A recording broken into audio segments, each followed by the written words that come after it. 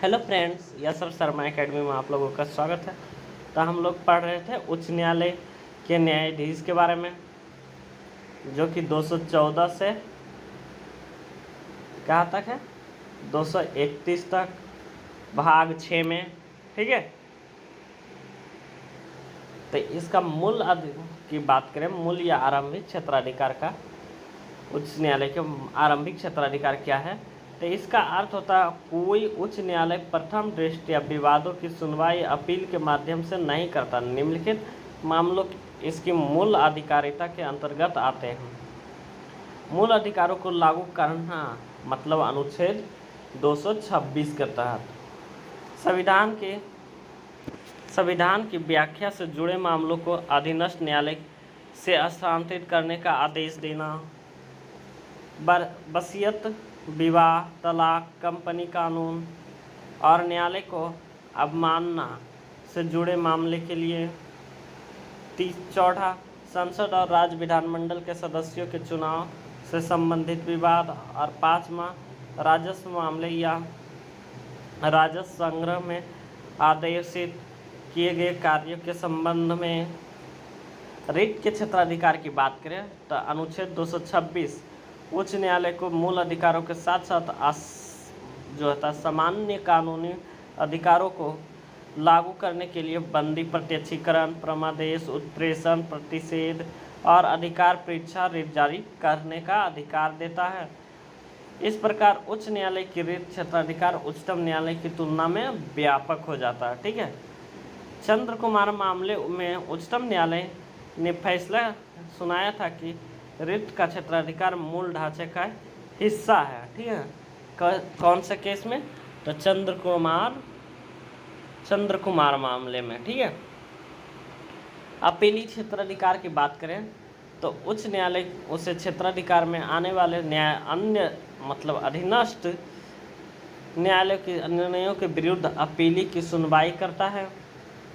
दूसरा कहता है इसके पास दीवानी व फौजदारी दोनों मामलों में अपीली क्षेत्राधिकार है। और तीसरा कहता है निचली अदालत द्वारा दी गई किसी भी मौत की सज़ा की पुष्टि उच्च न्यायालय द्वारा की जाने चाहिए, चाहे निर्णय के विरुद्ध कोई अपील की गई हो या नहीं। ठीक है,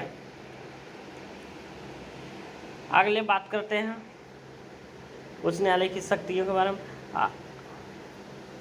अधीक्षण की शक्ति क्या कहता है, एक उच्च न्यायालय के पास उसके प्रादेशिक क्षेत्राधिकार जैसे सैन्य न्यायालय या अधिकरणों को छोड़कर में आने वाले सभी न्यायालयों और अधिकारों पर अधीक्षण की शक्ति होती है। दूसरा कहता है इनमें न केवल प्रशासनिक अधीक्षण बल्कि न्यायिक अधीक्षण भी है। और तीसरा कहता है राज्यपाल जिला न्यायाधीशों की नियुक्ति, पदस्थापना और पदोन्नति के मामले में जिला न्यायाधीशों के अलावा राज्य की न्यायिक सेवा में व्यक्तियों की नियुक्ति के मामले में उच्च न्यायालय से परामर्श करता है।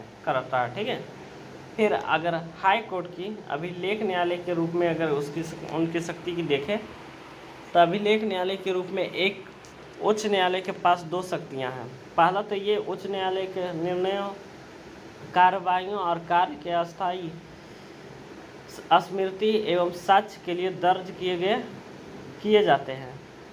उन्हें कानूनी मिसाल और कानूनी संदर्भ के रूप में पहचान जाता है। ठीक है, और दूसरा कहता है इसमें न्यायालय की अवमानना के लिए साधारण कारावास या जुर्माने या दोनों से दंडित करने की शक्ति। ठीक है, और अगला कहता है अभिलेख न्यायालय के रूप में एक उच्च न्यायालय के पास अपने स्वयं की निर्णय या आदेश की समीक्षा करने और उसे सही करने की शक्ति भी होती है, भले ही संविधान द्वारा उच्चतम न्यायालय के विपरीत समीक्षा की कोई विशिष्ट शक्ति प्रदान नहीं की गई हो। ठीक है, अगला कहता है हाई कोर्ट का न्यायिक समीक्षा की शक्ति।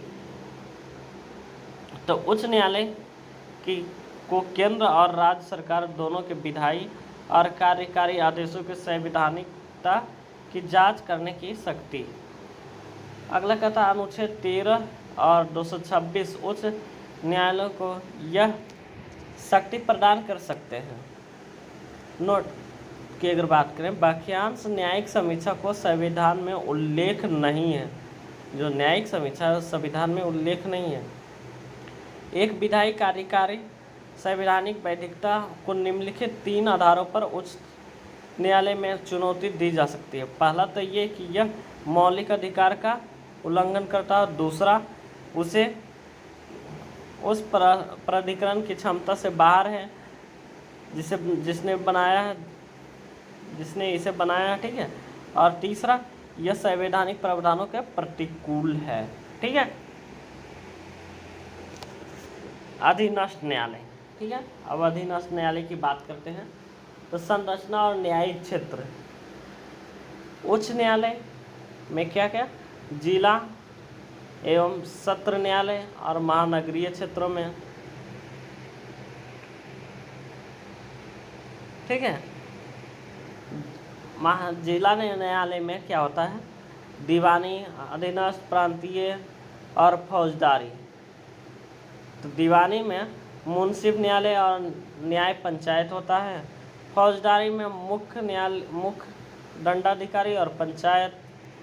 मुख्य दंडाधिकारी में भी 2 प्रकार के होते हैं, न्यायिक दंडाधिकारी और कार्यकारी दंडाधिकारी, ठीक है।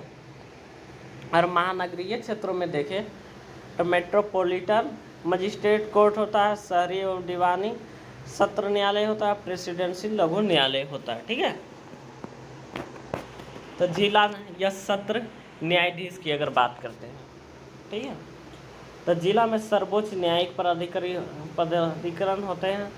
दीवानी और फौजदारी दोनों मामलों में मूल और अपीली अधिकारिता प्राप्त होते हैं। और दूसरा कहता हुआ वह दीवानी मामलों की देखता है और उसे जिला न्यायाधीशों के रूप में जाना जाता है, और आपराधिक मामलों में निपटाता है जो सत्र न्यायाधीश कहलाता है, ठीक है। सत्र न्यायाधीश आजीवन कारावास और मृत्युदंड सहित कोई भी सजा दे सकता है।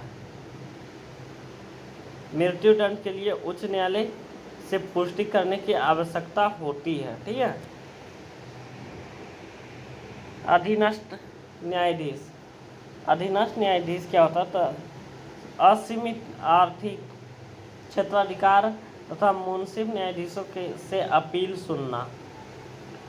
पहले के प्रेसिडेंसी शहरों के दीवानी न्यायिक प्रशासन का स्थान वर्तमान मेट्रोपॉलिटन अदालतों ने ले लिया है, ठीक है। पहले के जो प्रेसिडेंसी शहर था वो अब मेट्रोपॉलिटन अदालत ले लिया, ठीक है। अगला कहता लघु वाद न्यायालय छोटे मूल्यों के दीवानी मामले में ही निर्णय करते हैं। पंचायत न्यायालय क्या होता है, पंचायत न्यायालय दीवानी और फौजदारी क्षेत्रों में क्षेत्रीय नामों जैसे न्याय पंचायत, पंचायत अदालत, ग्राम कचहरी आदि के नाम से कार्य करते हैं। मुंसिफ अदालत क्या होता है, तो क्षेत्राधिकार उच्च न्यायालय द्वारा निर्धारित होता है, ठीक है। न्यायिक व मेट्रोपॉलिटन दंडाधिकारी क्या होता है, तो उच्च न्यायालय के प्रशासनिक नियंत्रण में न्यायिक कार्य करते हैं, जबकि कार्यकारी दंडाधिकारी राज्य सरकार के नियंत्रण में कानूनी व व्यवस्था बनाए रखने और कार्यकारी कार्यों को निर्वहन करते हैं। अधीनस्थ न्यायपालिका की संरचना राज्यों में अलग अलग होती है। इसे मोटे तौर पर वर्गीकृत किया जाता है जैसे कि चित्र में दिखाया गया, जैसा कि हम देखे हैं, ठीक है। अगला बात करते हैं अधीनस्थ न्यायालय में न्यायाधीशों की नियुक्ति। तो जिला न्यायाधीशों में नियुक्ति की बात करें तो किसी राज्य में जिला न्यायाधीशों की नियुक्ति, पदस्थापन और पदोन्नति उच्च न्यायालय के परामर्श से राज्य के राज्यपाल द्वारा की जाती है।